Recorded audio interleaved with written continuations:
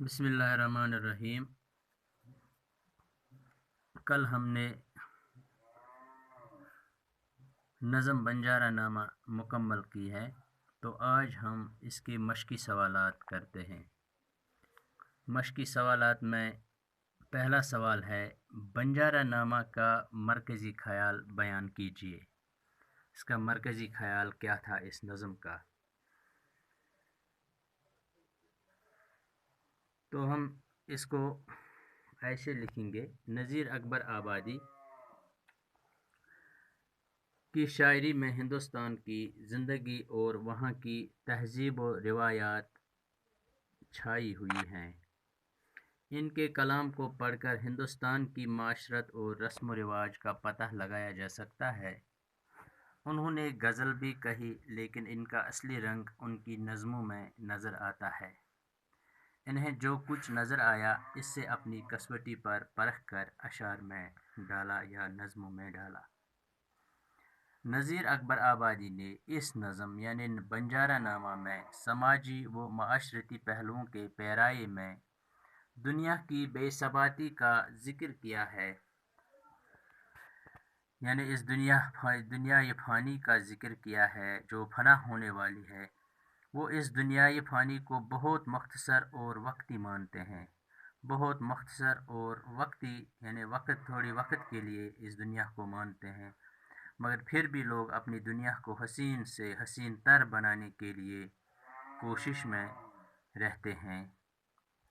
یہ لالچ جو ان کے اندر ہے، اس قدر بڑا ہوا ہے کہ دوسروں کی نعمتوں کو، عیش و عشرت کو دیکھ کر لالچ کا شکار ہو جاتے ہیں۔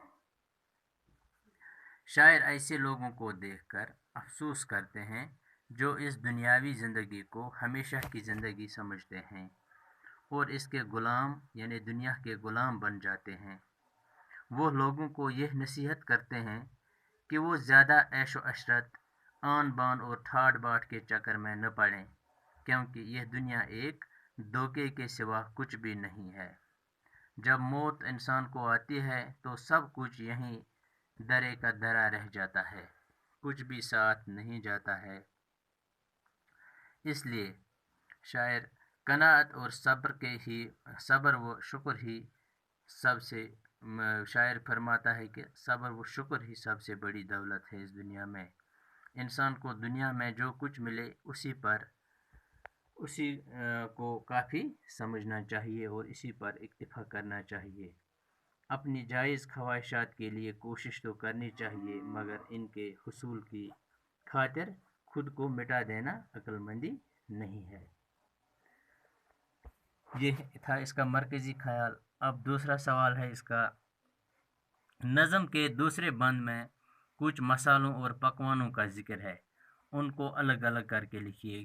دوسرا بند جو نظم کا ہے اس میں مسالوں اور پکوانوں کی ذکر ہے، کہتا ہے کہ آپ ان کو ڈھونڈ کر لکھیے۔ تو ہم نظم کا دوسرا بند دیکھتے ہیں۔ دوسرا بند ہے، گر تو ہے لکھی بنجارہ اور کھیپ بھی تیری باری ہے، اے غافل تجھ سے چڑھتا ایک اور بڑا بیوپاری ہے۔ پھر ہے اس مصرے میں، کیا شکر مصری کند گری۔